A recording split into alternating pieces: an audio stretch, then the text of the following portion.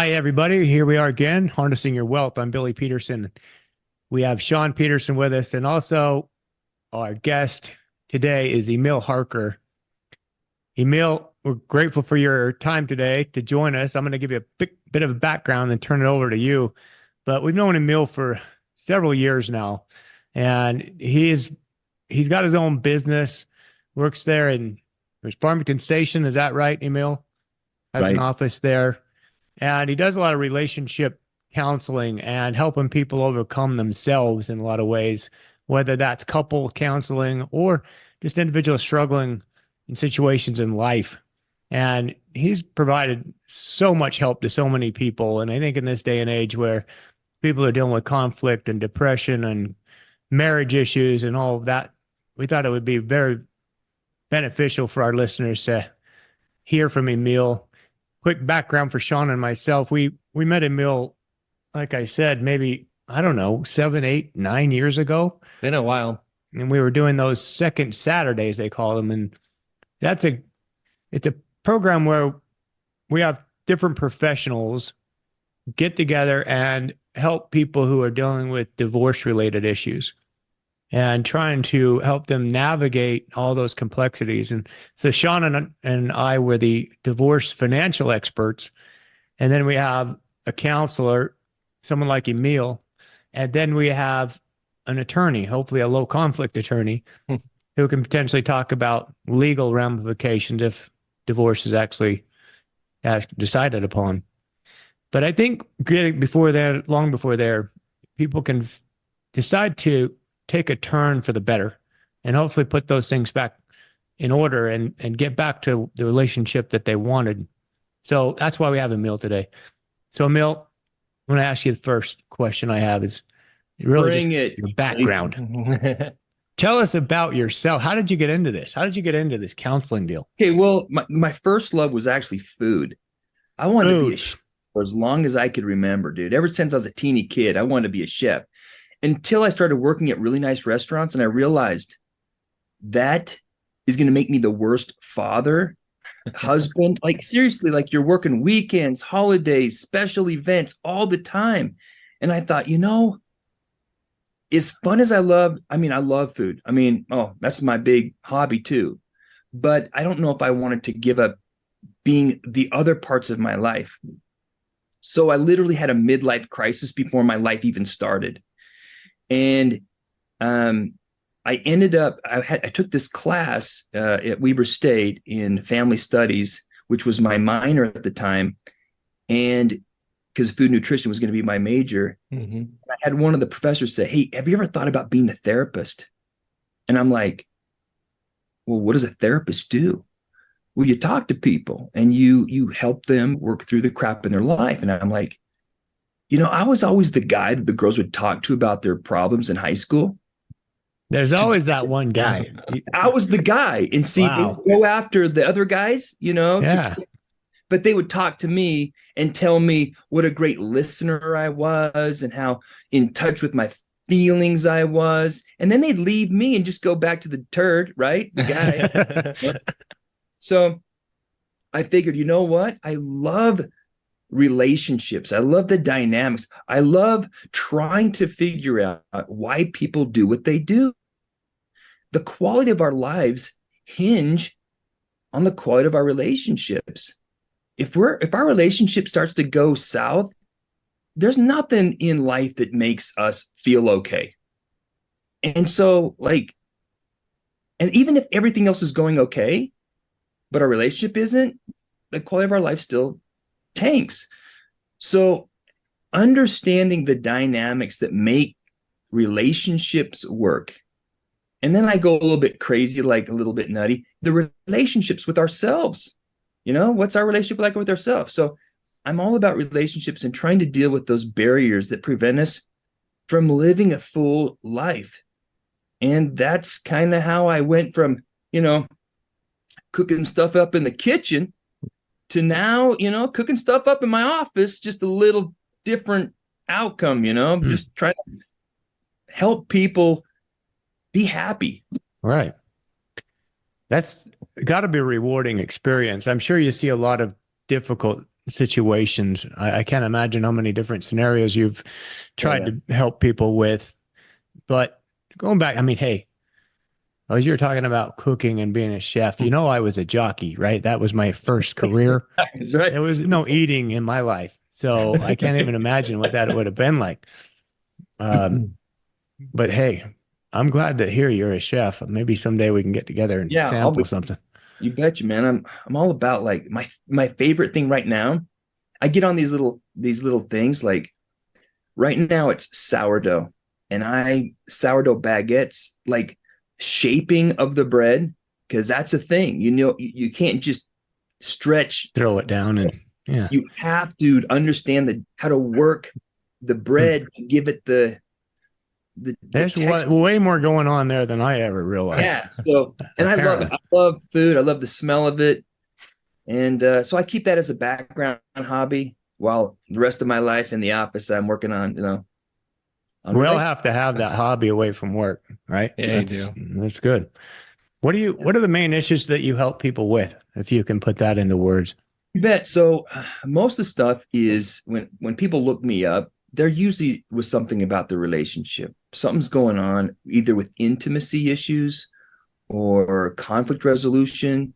Their relationships aren't as good as they want it to be, and they're just struggling trying to figure out, well, what do I do? Because I don't want to keep going down the path that makes it worse. And so I need to do something about it. And that's when I usually get that phone call. I also work with people who've got depression, anxiety, and a variety of other things. Like I work with teenagers too. But but if someone says, "Well, what are you known for?" I'm the relationship expert, dude. I deal with helping people connect. In fact, use the inevitable conflict in life. Okay, because that's inevitable. How do I deal with that conflict and use it to actually create closeness instead of doing everything we can to avoid it and only get peace? See, if we're not seeking closeness, okay, we'll end up fighting for peace. And peace is not the same as closeness and intimacy. And we don't learn how to do that. Our Mm. parents didn't teach us. We don't learn it at school. So you've got to have somebody kind of show you this. It shouldn't be a secret, but it's not common knowledge. No, it's really not taught. We don't know how to deal with this, and I think conflict it seems to be growing leaps and bounds with the social media and the interactions and failures in how to interact with people. Like, I know you're an author, right? You've written one. How many books? Too. Two books. So there's this is a big trend going on out there in the world. I mean, my wife is a big self-help coach. She does mind-body healing. So she helps people understand chronic pain, why they have it, the root cause of it, all that. Some of the things you just mentioned, I remember a quote from Eckhart Tolle. I don't know if you've ever heard of him, German kind of philosopher type, understanding the underlying spirit and reasons for the way we are. And he says, it's not the conflict that's the problem. It's our reaction to it is the problem. It's, searching outside of yourself. It's really what's inside of you that is the answer, whether it can be the answer or not. That's how we deal with it. What are some of the people that you follow, like authors or people that kind of have a big presence in this field? Well, you can't do what I do and not be familiar with Dr. John. Now I'm gonna blank because the Gottman. Just There you say go. Gotham, as in like the Gotham City, Batman or something. Yeah, I'm like, yeah. that's not going to come out right. But John Gottman, he's kind of like the one of the biggest researchers when it comes to like doing marriage counseling. And I love his stuff, but the only downside is instead he looks at couples and he studies healthy couples, and whatever they do, he tries to mimic and apply. Mm. And that's helpful and good. But here's the thing is, and there's a variety of different relationships we might want. Some people are okay kind of in a casual, less intimate relationship. And the tools to having a really deep, intimate relationship, those aren't the ones that he's studying. He's studying the people that don't get divorced. And if we're using not getting divorced as an indication for a successful marriage, I think the bar's a little too low. I think we need to think, what can we do, to maximize the quality of our very lives? And that's going to be with learning the tools. Like, to your point, conflict isn't the issue. Conflict never has been the issue.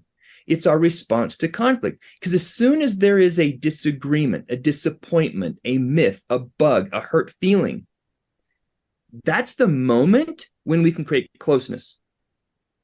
But that doesn't happen naturally. The natural thing to do is to become defensive, to pull away, or to attack. You hurt my feelings. You're being rude.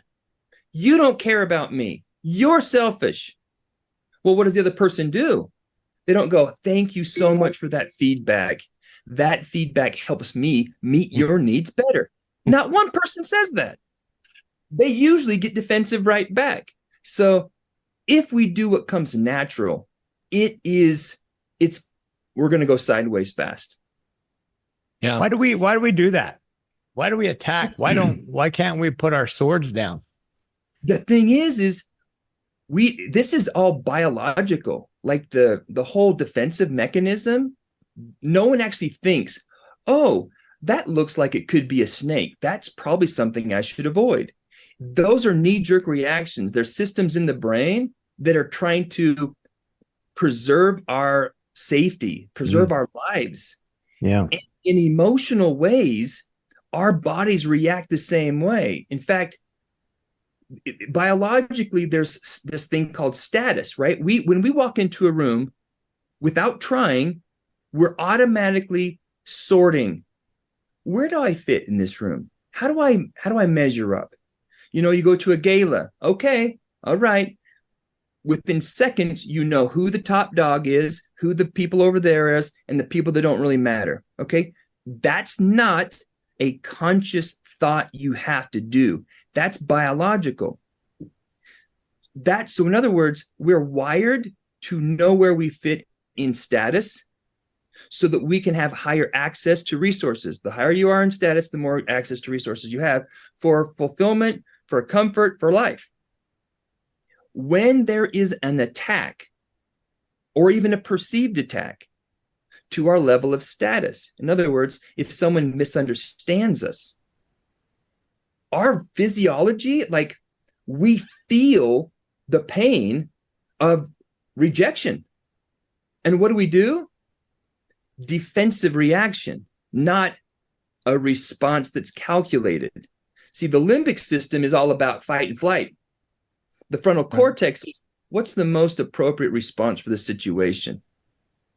But when we're in fight or flight mode, there's an attack to our perceived value. The frontal cortex doesn't kick in. We go into, how do I avoid or disprove your thoughts? So I might say, you don't understand me at all. You don't even care. So I'm going to be critical, which is it's attack, but it's a defensive response to my insecurities. We literally need a training program to hijack the limbic system that's designed to preserve us, but it literally sabotages us if we just give into whatever comes natural. And I hear that a lot. I go, why do I have to play these stupid games to get things I want? I go, really? Playing games? Yeah. If you give into your natural you're an a-hole. That's the truth. You can say it on this podcast, Emil. It doesn't matter. We're trying to bring this, the cussing out as a little bit more. It's therapeutic for us. It is good.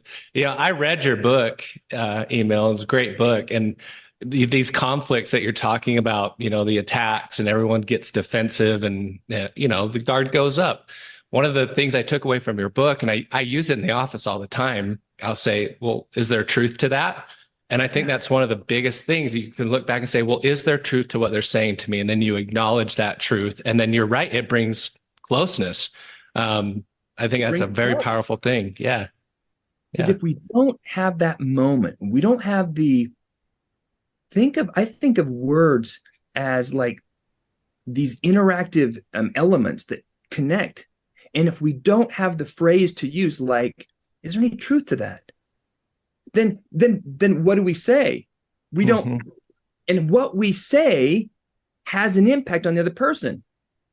Our words have an impact. And if we don't use the right words, we're not going to have the right impact. Yeah. My intentions could be fantastic. But if I go to my wife and say, hey, babe, you say that intimacy is important, but you don't do crap. If I don't do it, nothing happens. How many women ever say, oh, babe, you are so right. I am going to make it up to you tonight because I feel terrible about not embracing your masculinity with all the love and passion that I have reserved for you. No woman actually says that. No, you've just shut them down for a while. You're on the couch, bro. Yeah, you're done. You're downstairs. No, I love that stuff.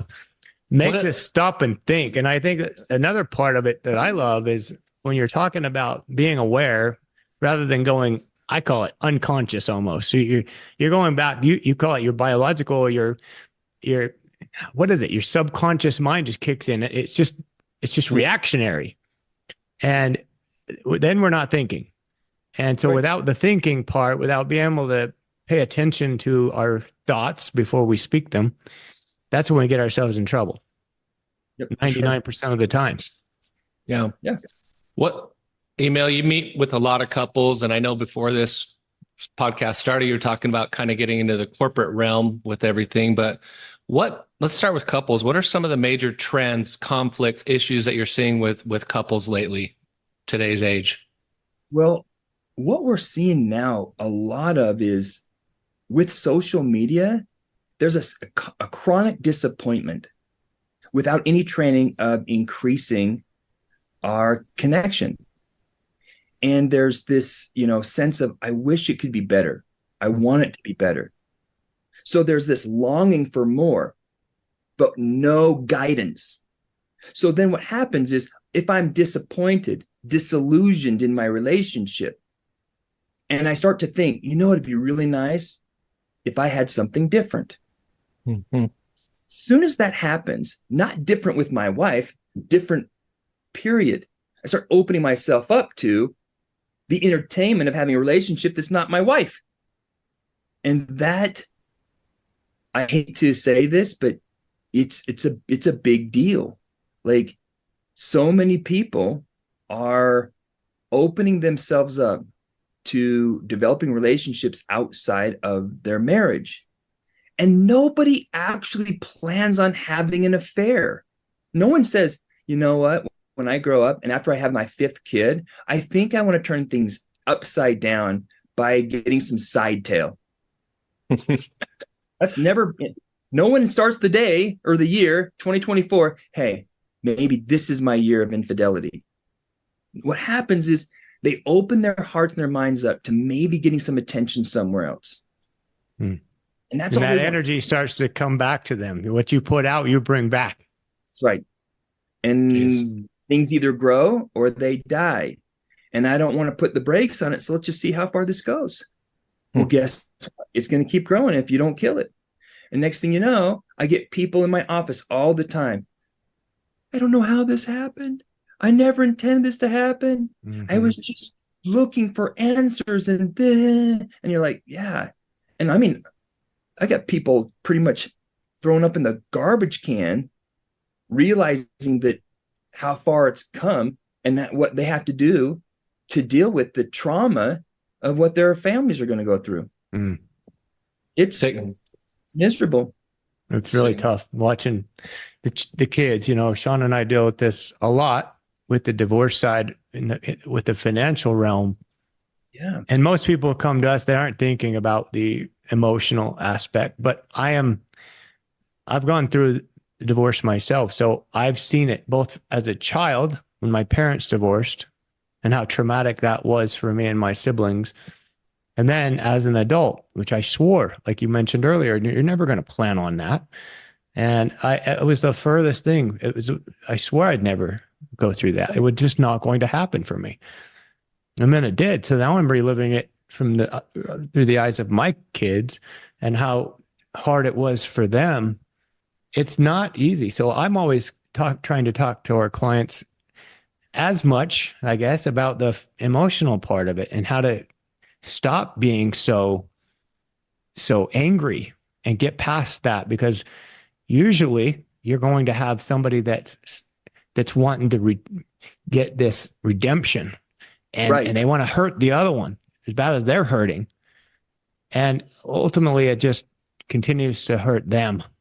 And it also costs more money. Anger is expensive. Very expensive. You guys know this. It's like, if I'm pissed off, then I'm going to pursue, allegations. I'm going to do what I think is fair and right. I don't care what it costs. Really?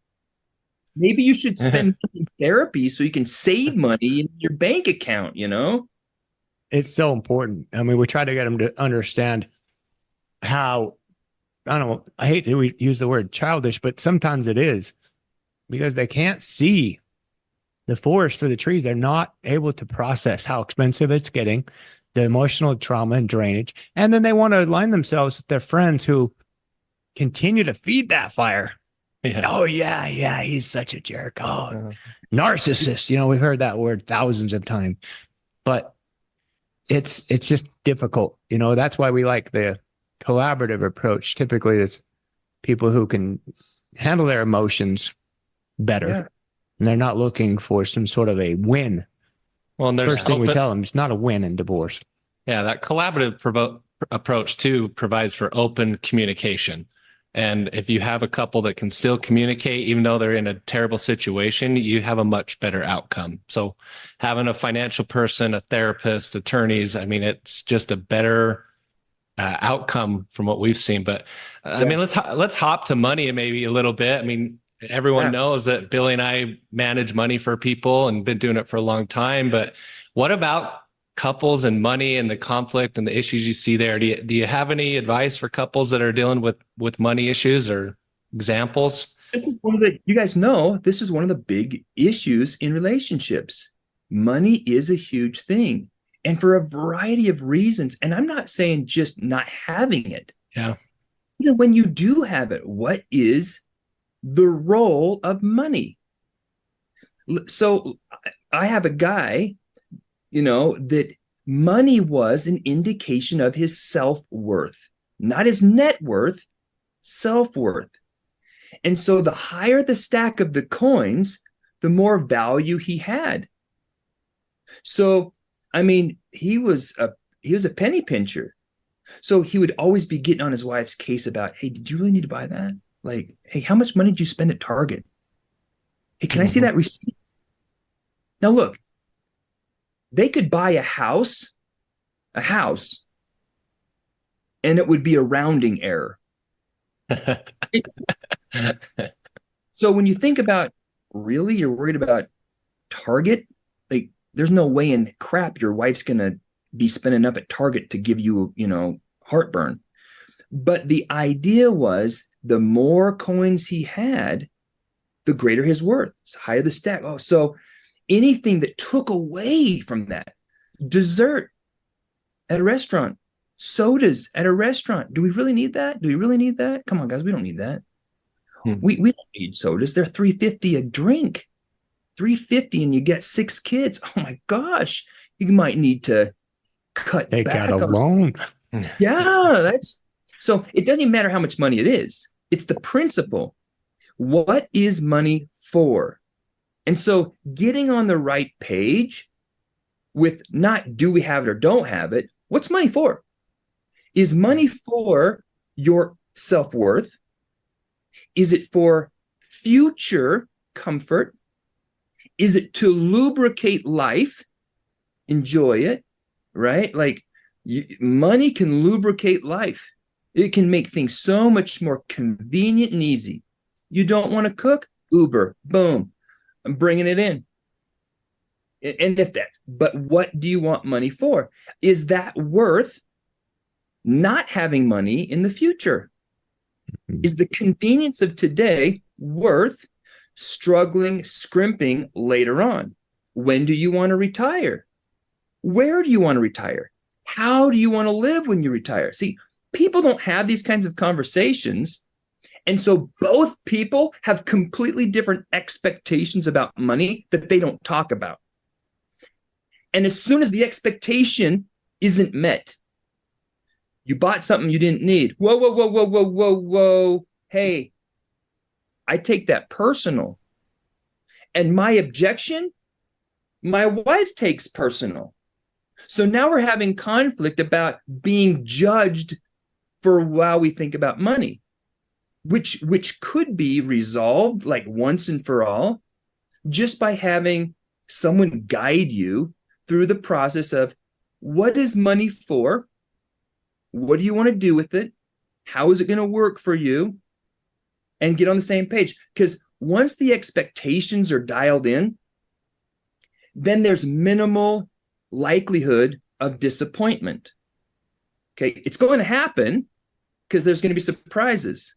You know, if my wife and I were having a conversation about what we're going to do with our money, and then I look on the credit card statement and $900 is gone, I might go, well, what's this? Like, oh, we needed new tires. Oh, okay. Yeah. Yeah, I'm glad I don't have Billy's truck because I don't know if we could afford tires. So, but the idea is we got to get on the same page so that we minimize frustrations, and we just don't. What happens as soon as there's frustration or disappointment that happens, we either shut down, pull away, and which every conversation, every conflict that doesn't get resolved turns into resentment. And resentment is like toxic waste in the relationship. You think you're getting by with peace. Any unresolved problems become fermenting into resentment. And resentment and contempt, oh man, they're next door neighbors. And contempt is, I don't even care that you don't like me right now. I don't even care if you hate me. Don't care. That's total contempt. And so there's no more inclination and accountability and responsibility to how do I make sure the other person's needs are met? I'm like, that's not my business. Your happiness, that's on you. I'm happy over here. Well, now you have two people that are independently happy. Really, really great. That's called roommates. Excuse me, we're almost in the home stretch for the episode. But before we cross the finish line, I just want you to know that you can contact Billy and his team at www.petersonws.com or by visiting the show notes. Now, back to harnessing your wealth. Yeah, that's going back to that money conversation. Billy and I sit down with thousands of couples probably over the years, Billy, and it's funny. I see it a lot where one spouse just controls the money. The other spouse has no idea what's going on with the money. And we try to promote, hey, you need to have an open line of communication. Just like you said, what is the money for? What are our future plans? What are we going to spend it on? And try to get on the same page, because, you know, the worst case is the spouse that controlled all the money dies or something, or is no longer there, divorce, and the other spouse is going, what the hell do I do now? Exactly. There's so many emotions, aren't there, when it comes to money? Because you may have that person that figures, I made this, I contributed most of this to the family. Yep. I should be the one deciding. I need to control. And then you have the selfish aspect. And then you have the jealousy factor where you see, well, one spouse went and bought this. So, hey, by damn, I'm going to go do something myself too. Yep. Fair is fair, right? We're not talking about the balance of the budget. We want balance of fairness, because the budget doesn't say, oh, well, now we're even. No, it never says that. It's like, you take $500 for your thing and take $500 for your thing. That's $1,000 less. Yeah. And the bank account doesn't say, I feel much better now. So you're absolutely right. People say that all the time. Well, because you went on a golf trip with your friends I decided to do this. It's like, well, Yeah, is you that selfish bastard. I'm going to go do that myself. Except it's going to be a women's trip and it's going to cost 3 times as much money. right? So that's the idea is if you get on the same page and you start having conversations as soon as possible, it's never too late to have the conversations. Mm. And if you give in, if you just say, well, this is okay with me, okay, then you have to deal with the consequences. But I promise you, like getting on the same page about your finances and making decisions together, it's like a meal, like life. Like you can eat a fantastic meal by yourself, and it's never as good as eating it with someone who appreciates it and enjoys it too. Yeah. So I like that's what that. life is. You make decisions together, life's better. You do it on your own, it's okay. I mean, it's good, but it isn't delicious. We look at the financial aspect when we're talking about financial planning and retirement planning, probably the same way you look at when you're doing relationship counseling. It's like, how much can you really do if you just had one party show up and they're doing all the counseling and all the work and the other one's staying home with the same attitude, same mindset, same planning? How you can't do it. But yet we have a lot of people who unfortunately choose to just have one appointed or one that says, I don't want to look at that. I don't care. I don't want to just let so-and-so handle the money part. But either because of it's too stressful for them to look at it, or they don't want to take the time. But aren't they about the same? I mean, don't we all need to get on the same page so where we can talk through these issues? Yeah. It's the quality of our lives. Like if she's got anxiety, let's say the woman has anxiety, she doesn't even want to look at the balance.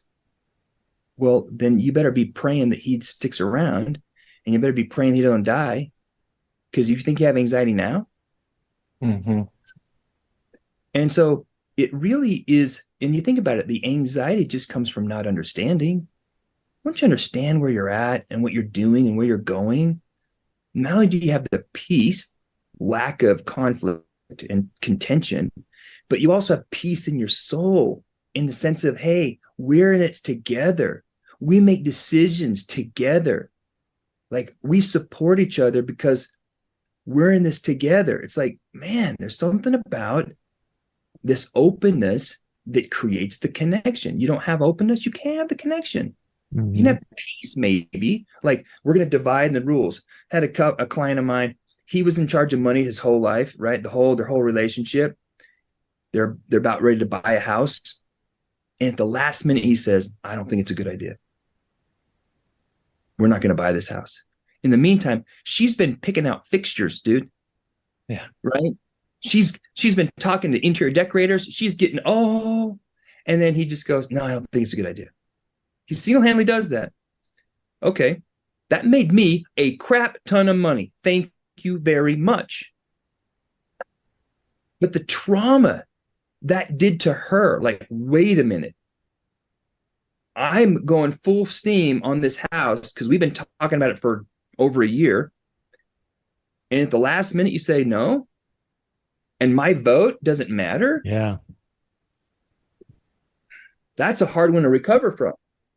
But we shouldn't have ever had that problem. They should have had open communication from the get-go. Hey, I'm a little stressed about, should we invest this much money in that big of a house? Do we need that big of a house? No. He just said, go, go, go, go, go. Plan, prepare. She was hosting parties at the house that wasn't built. And he's the party pooper. He just shoots it down. That's betrayal. Relational, financial betrayal. That's a hard thing to recover from, something like that. Because then you go, are you really that selfish? Are you really that unaware of the impact your decisions have on me?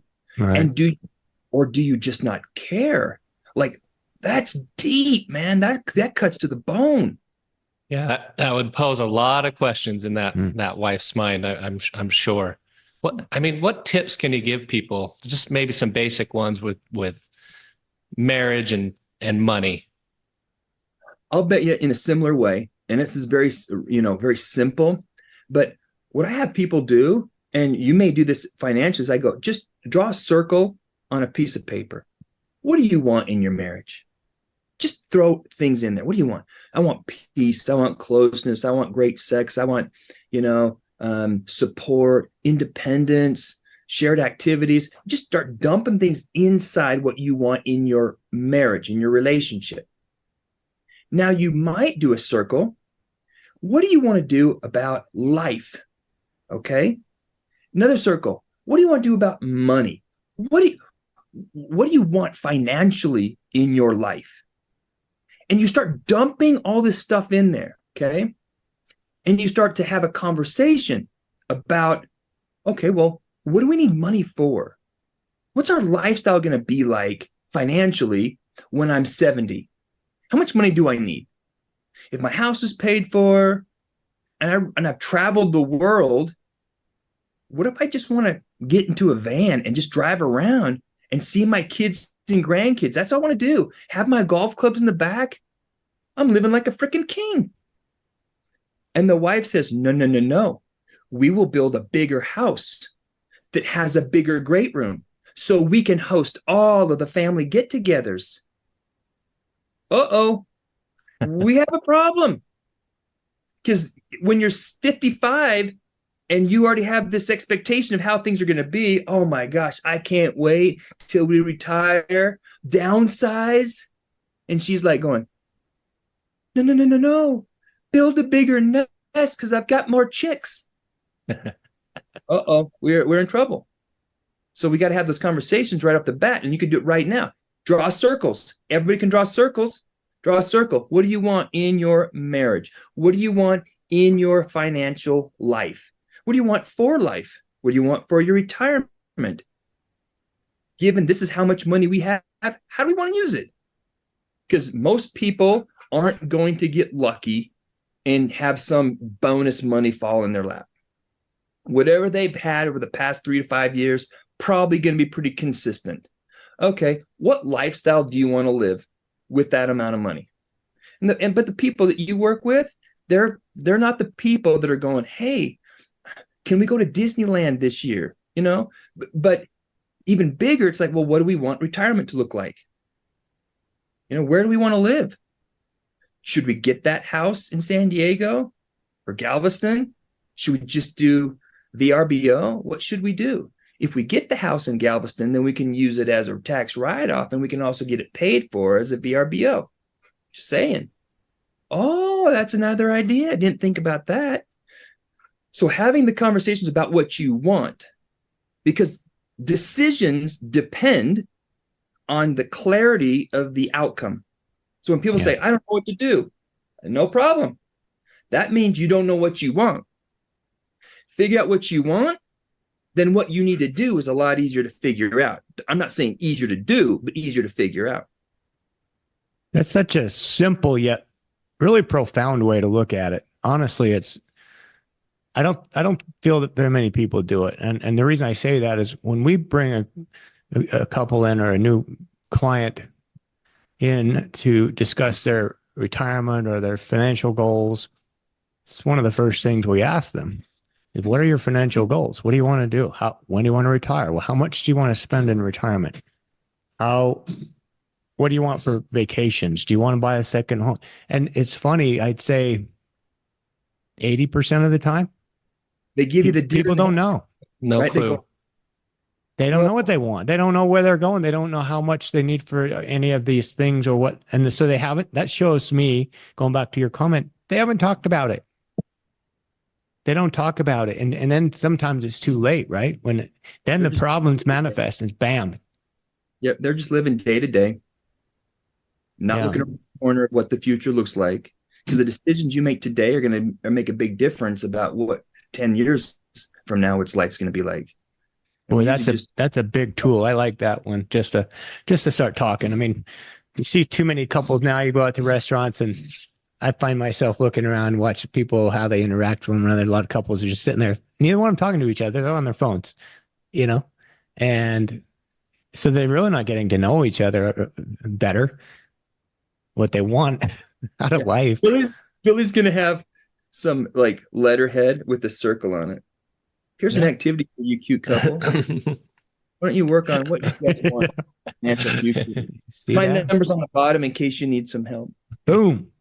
God, you just created another book right there. Just start doing blank pages of that. Rip them out. Go to restaurants where they got a lot of money, Hit that taco time again, Speaking of taco time, we had a guy that did the Taco Tuesday. Is it Taco Tuesdays that they used Yeah. to do that? This guy was worth 20 million or so, and his wife divorced him when they were mid 70s, I believe. And all about that, kind of going back to the original thought you had on that money situation. He is such a miser.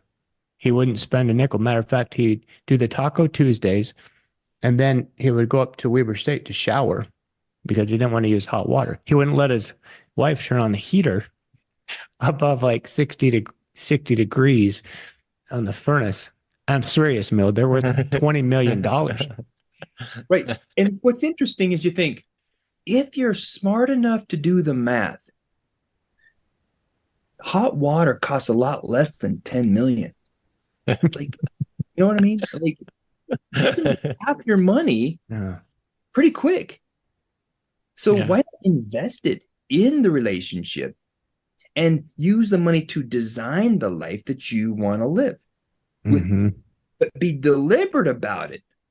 Otherwise, you'll live life by default, which no one says, oh, I'd rather have a default life than a designer life. You become stuck in the ego and you start to think about the money and building, and you're looking at the numbers. And so many people get addicted for different reasons, addicted to certain things, drugs, whatever, you anything. You've seen it all. Right. But, hey, we can't forget that some people get addicted to just seeing the numbers grow. Right. I want those stacks higher. I want those numbers to grow. If that number goes down, my value plummets. Yeah. Can't take it with you either. We talk about that all the time. You cannot take that big stack with you. So you might as well invest it, like you said, in experiences or memories, or obviously we're promoting investing for your retirement, but that stems into building all those memories and keeping the marriage together and investing in that. And it's still for a purpose. It's not just to grow indefinitely. Yeah. It's a purpose that you'll eventually have that nest egg to draw from, or give it away. I mean, give it away. People love supporting charities and different things.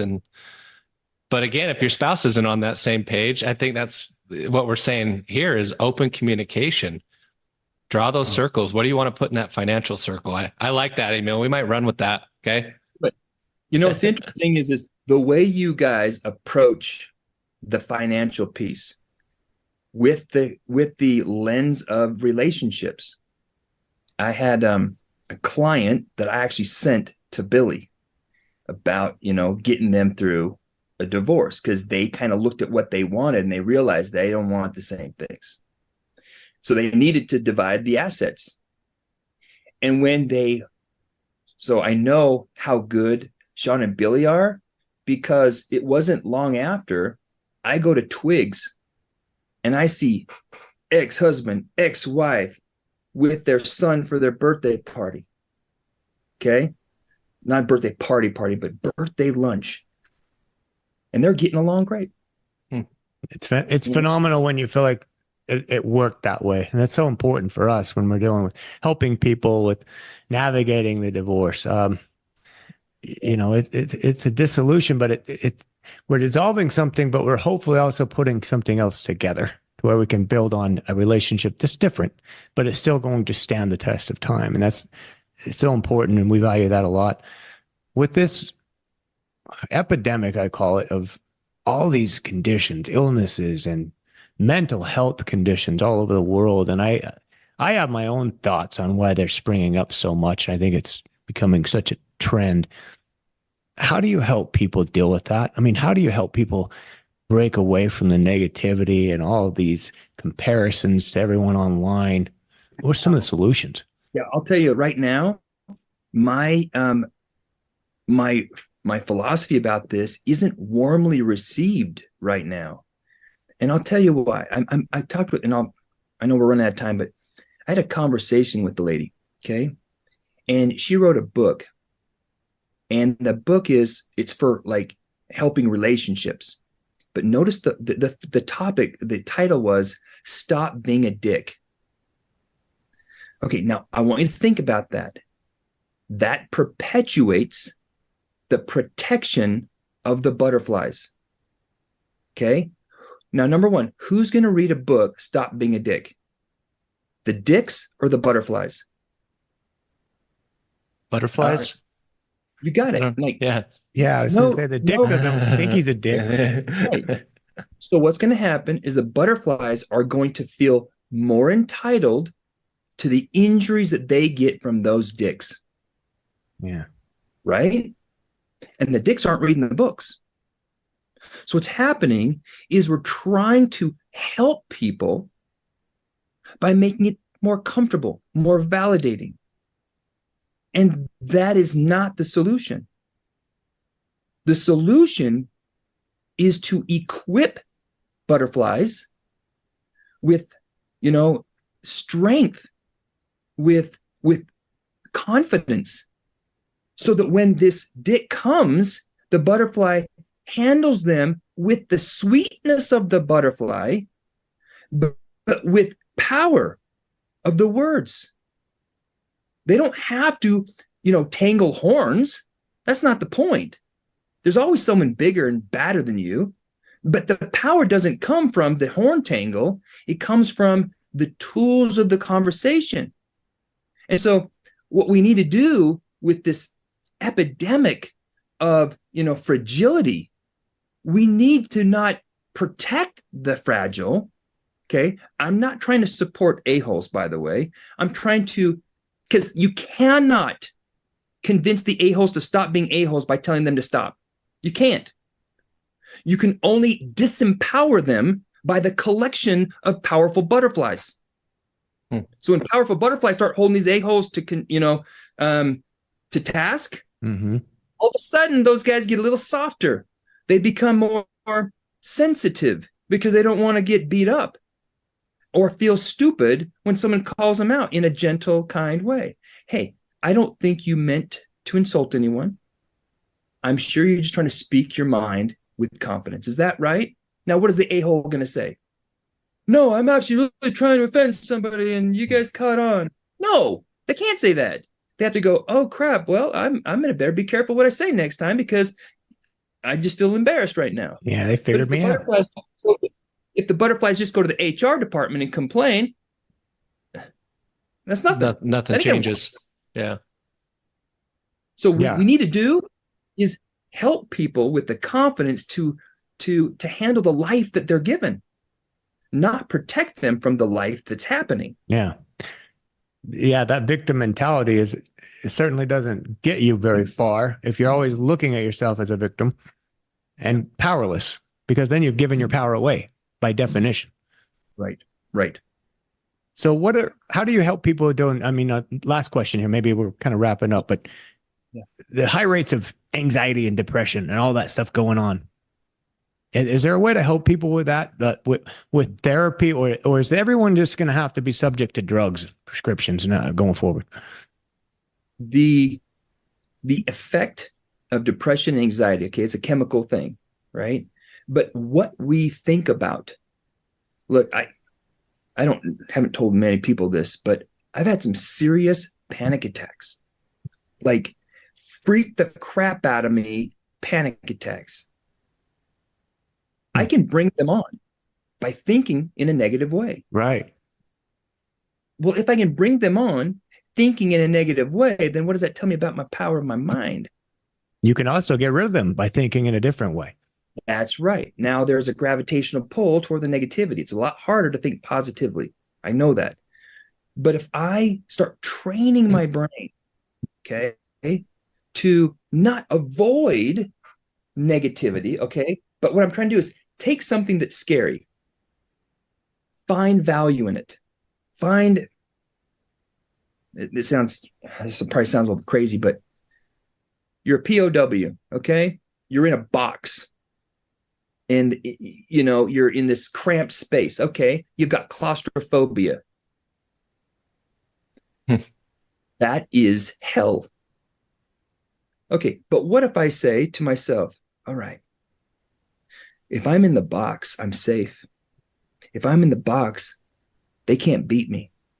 If I'm in the box, I can rest. If I'm in the box, I get the power of my imagination. They're either going to have to feed me or they have to let me die. Either way, there is relief. So I'm going to practice going somewhere in my mind that's peaceful. When we sleep, our bodies wouldn't know if we're in a box or wide open. Mm-hmm. But our minds are free to explore the universe. We channel that. We are limitless in overcoming anxiety, depression. I'm not saying it's easy. I'm saying it's possible. Yeah. Love it. So many things that people can learn from this. And I truly think it's going to be helpful. I know it's helpful for me just sitting here listening to you, Emil. You have a great way of putting things into words. And you know what? I think you made a damn good choice. All right. Going into this career. Now, I don't know how good a cook Hold you on. are. I need to see his cooking first before we we'll decide. be the judge. We'll be the judge eventually. But I know you do a great job for your clients and You for do. the people who come and see you. Heard nothing but rave reviews. So how do people get a hold of you if they ever wanted to look you up? Super easy. emilharker.com. First and last name.com. emilharker.com. Easy peasy. And then you have access to links to your books and some information on your website. You can make an appointment with me right there online. It's pretty simple, and they can learn all sorts of stuff about me.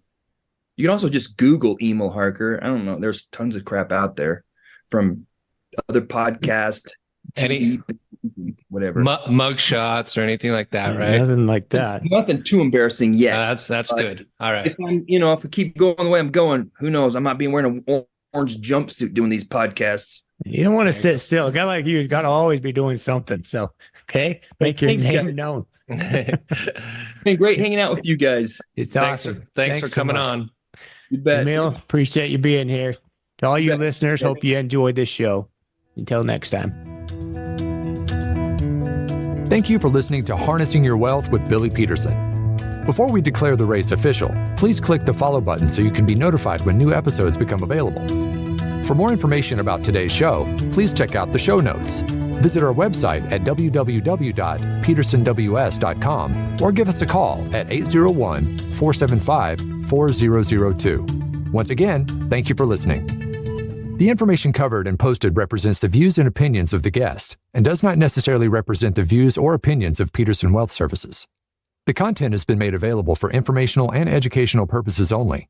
The content is not intended to be a substitute for professional investing advice. Always seek the advice of your financial advisor or other qualified financial service provider with any questions you may have regarding your investment planning.